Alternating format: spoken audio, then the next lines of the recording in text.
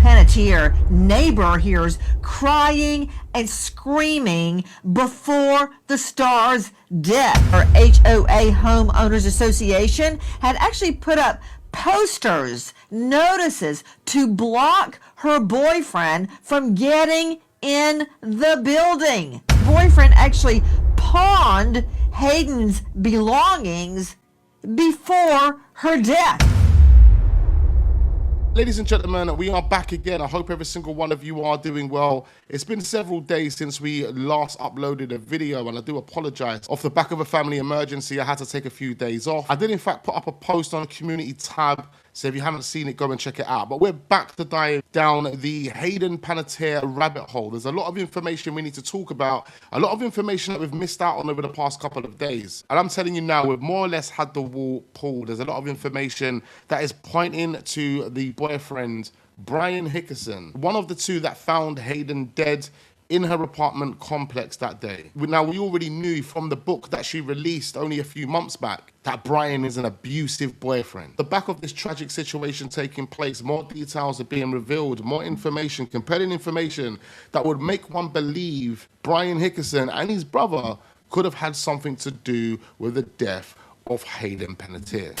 HAYDEN Panettiere's boyfriend, Brian Hickerson's brother, Zach, is talking about the moments leading up to him finding her body, and I found some discrepancies in his story. So he claims, on Sunday morning, I woke up at my Airbnb, I got dressed, and I went to church. I exchanged messages that morning with Brian on my way. We planned for all of us to get lunch and play indoor golf after the service. When I left church, I called and texted them both, but when I didn't reach Brian or Hayden, I just assumed maybe they fell back asleep. So I drove over and I went to the Airbnb. When I got there, I knew the code to the building, but not the code to the door. So he started to knock very loudly, which apparently woke Brian up from a nap that they were both taking on the pull-out couch. Keep that in mind.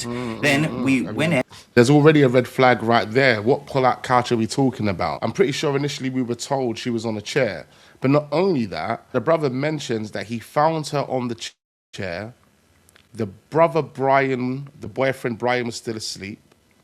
He, instead of waking up Brian, decides to call 911 immediately. After he made that call, that's when we're made to believe he goes and wakes up his brother. When the police arrive, which at least 10 to 15 minutes after the report was made, police claim that Brian showed no emotion whatsoever until Hayden was pronounced dead. See, that right there doesn't make any sense for me. And the reason why it doesn't make any sense to me is because what was you guys doing in a 15-minute gap between making the report and the police arriving? And I tried to wake up Hayden for lunch, and I realized that she was unconscious. I immediately called 911, and Brian gave her Narcan. We then jointly performed CPR until the authorities had arrived. Now, what's not adding up here is the statement that he gave first versus now. In the first statement, he claims that he entered into the room and he saw Hayden sitting in a chair in the living room. Okay, well, now you're saying that these two were taking a nap on a pull-out couch in the living room. And I also found another statement from him where he claims when Zach arrived, Brian was sleeping in a separate room. Again, that completely goes against what he's stating here, that they were taking a nap together in the living room. You said at first that Brian was in another room. So there are some red flags here. I don't understand why the story is not straight, but I'm taking notes. The initial first inconsistencies, red flags, whatever you want to call them, right there. Stories are changing. Instead of making it look like Brian was asleep in another room, no. Brian was involved in trying to help resuscitate her, more or less. But the question remains, why wasn't that mentioned in the initial reporting? So let's move on to this clip right here. This is the brother. This is from a few days ago. Zach, this is the guy that made the report. He's looking like Jason Statham for some reason. I don't know. It's the glasses and the cap, maybe. Everything go with the investigation. Have you guys spoken to the family? It's about 4 questions. You or your brother, these guys are out of your grandma's hair. How we doing? Please, my grandmother doesn't have anything to do with this. She's trying to go about her daily life. Can you guys do me a favor? Follow me, follow. I knew you guys were together, and obviously we know Charlie. And so, right. I just, it's my grandmother's home. Yeah, like it's just. We'll think through that. It's literally that easy. All right, I'll think about that. Now, there's not much being said in this video. There are people in the comments that are literally taking some stuff out of context. He says, obviously, my grandma's got nothing to do with this. And he's right. He's out shopping with his grandma and the paparazzi are onto him. But for some reason, his body language just doesn't sit right with me. He doesn't want to have a conversation about what happens that evening, that morning, that afternoon. because there's something that he's hiding. That's the kind of vibe that I get.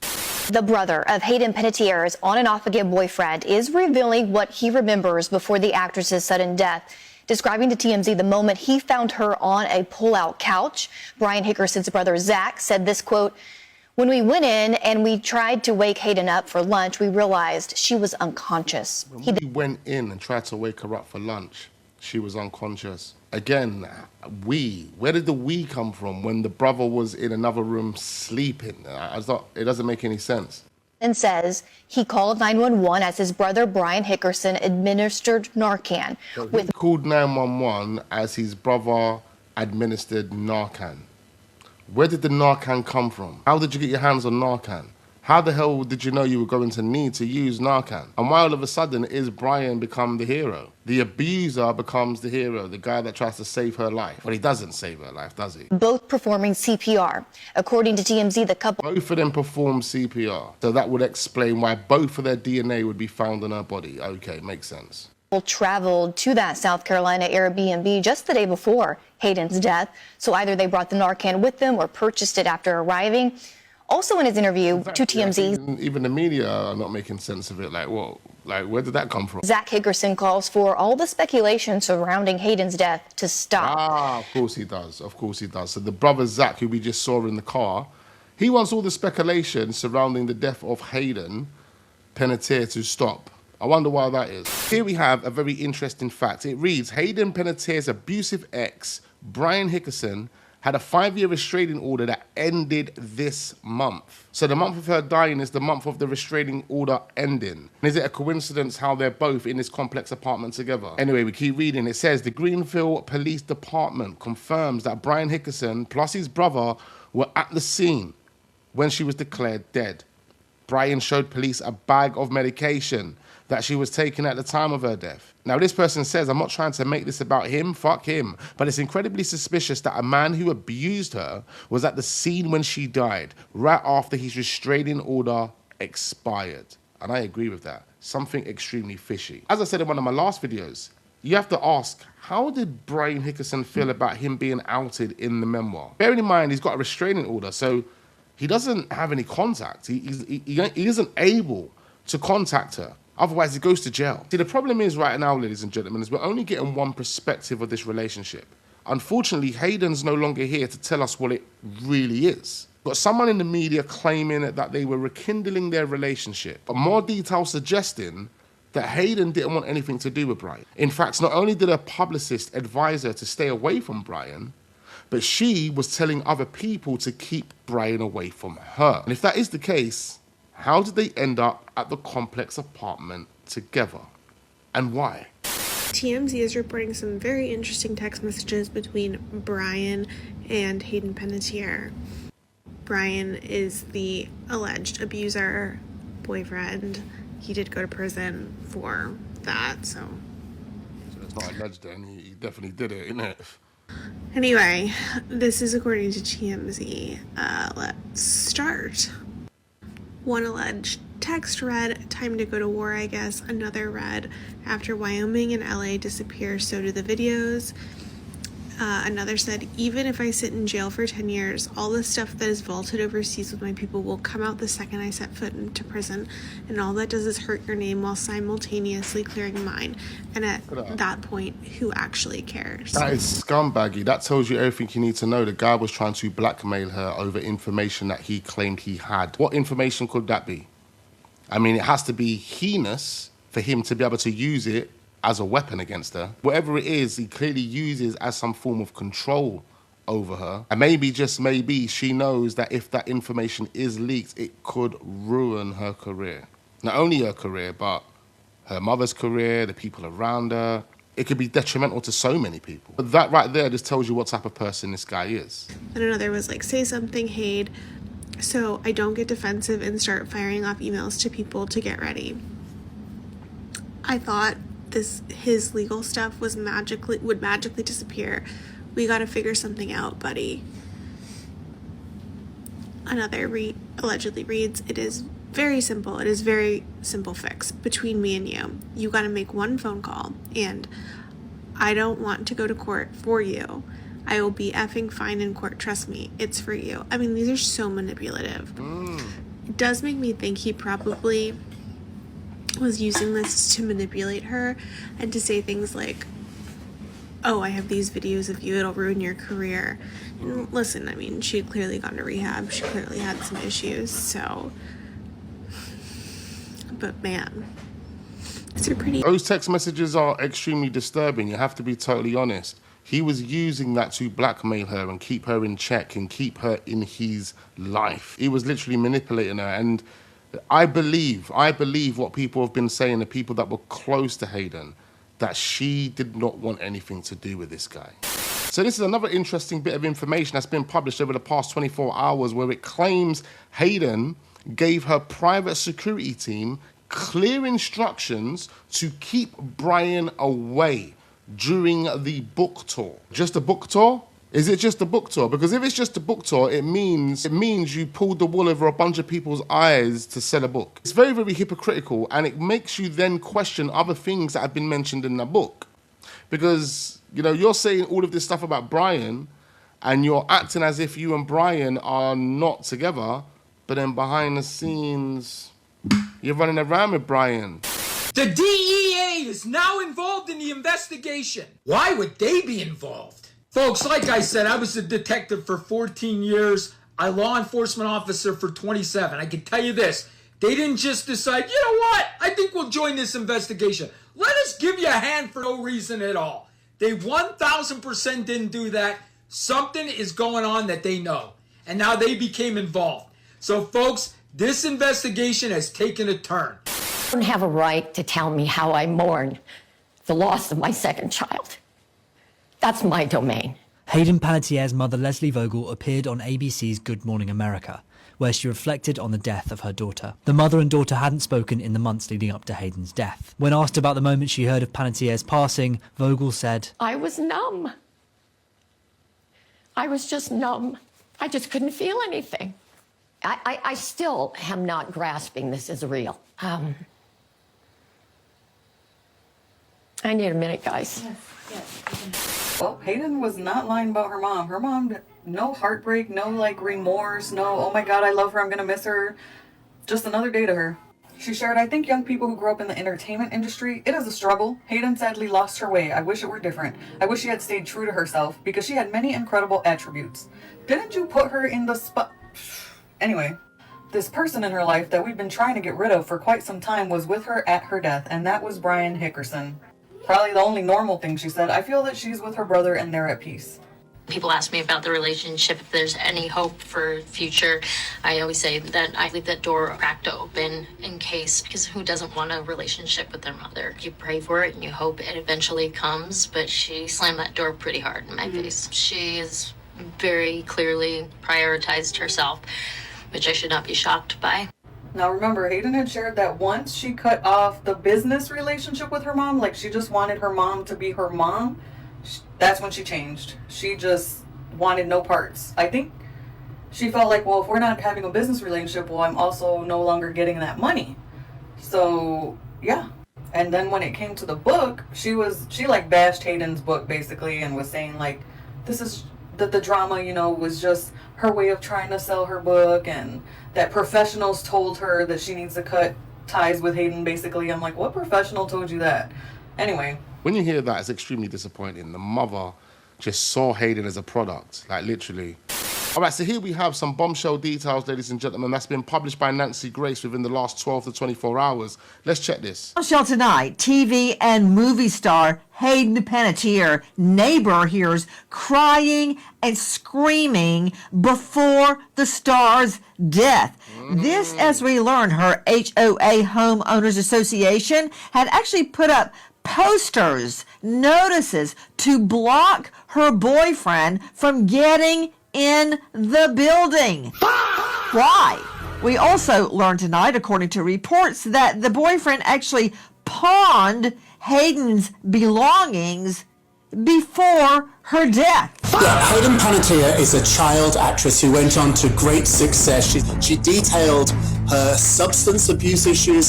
Sadly, Hayden was found unresponsive on Sunday in an apartment in Greenville, South Carolina. She really told the world who she was beyond the superstar, the actress that we all thought we loved. Hey everyone, instance on for cardiac arrest, Ocean Millwalk, 701 Ainsley Bridge Road, apartment minute 29 responding. Ainsley Bridge Road, overdose, CPR is in progress. It was yesterday afternoon, and just a bunch of commotion in the hallway. The halls are pretty hollow, so noise echoes throughout. And I had just heard about someone collapsing. And then afterwards, there was talk about cardiac arrest. I can't confirm any of that. That's just what I've heard.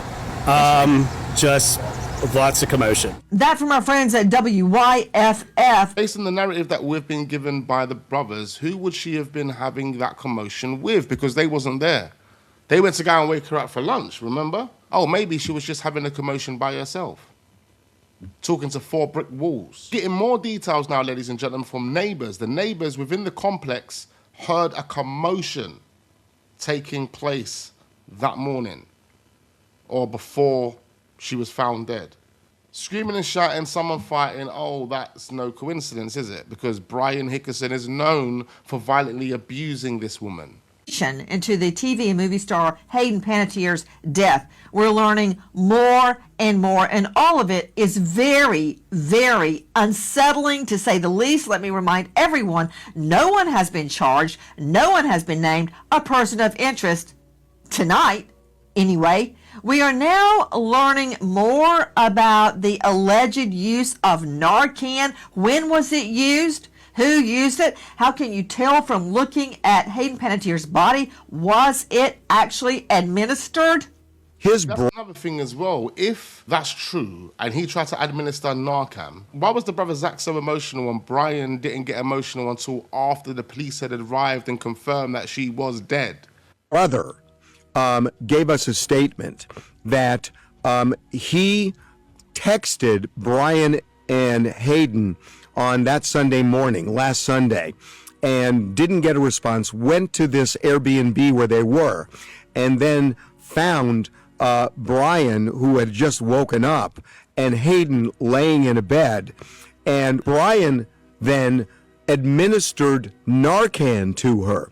Okay, that's our friend Harvey Levin over at TMZ, and I need to hear that one more time because, listen to me, I've tried a lot of cases, and every fact can prove something. I heard something very disturbing. Listen to Harvey Levin. His brother gave us a statement that he texted Brian and Hayden on that Sunday morning, last Sunday, and didn't get a response, went to this Airbnb where they were, and then found Brian, who had just woken up, and Hayden laying in a bed.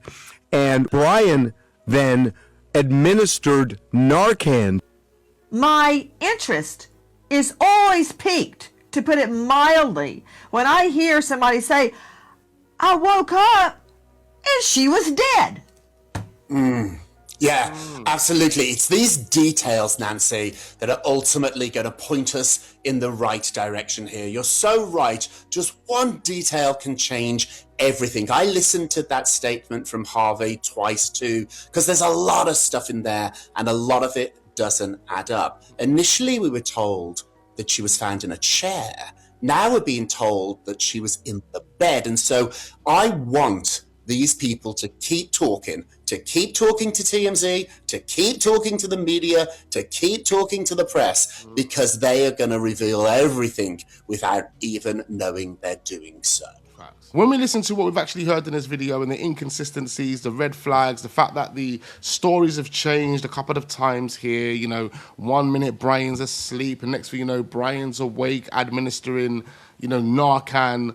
I mean, if they were, like, you think about that for a minute. If the brother comes in and Brian's waking up, how would he know, and they're both in bed together, how would he know that he would need to administer Narcan? Obviously then brings us back to the question, where did the Narcan come from? It also then brings the question, why wasn't Brian as emotional as his brother Zach?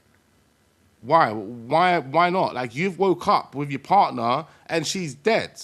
See, the problem I have is he would have known she was dead before the police arrived.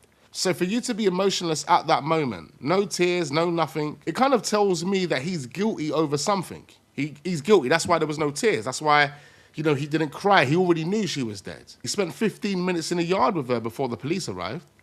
So he must have known she was dead. It's weird how once she was pronounced dead by the officials, that's when the tears came. That tells me that moment there, when someone else confirmed to him that he was never going to see Hayden again, that's when the tears come. But in the moment of when he already knew Hayden was dead because of something that he did, there were no tears. There were no tears because there was no empathy. The guy's a narcissist. The guy's a psychopath, violent abuser that picks on women. Just my opinion, especially with dealing with a bunch of narcissistic type of people in my own life. After he did what he did, there was a moment of where he felt good about himself. And that's the reason why he never showed or displayed any real emotions towards Hayden until the police told him she's officially dead. Again, that's my opinion, but that's kind of like the mindset of a narcissist. I mean, most of us have a little bit of narcissism in us. It's the way we've been programmed based on the society that we're living, especially in the Western world. I want to know what you guys are thinking after watching that one right there. Leave all your thoughts and all your comments down below. We're going to be back with more videos in regards to Hayden Panettiere. In fact, James Blunt has reacted to the online speculation linking him to the boat. Yo, don't go anywhere. Just hit that like button, leave your thoughts and all your comments down below. Turn your notification bells on so you don't miss out on those future videos. And I look forward to seeing you lot on the next one.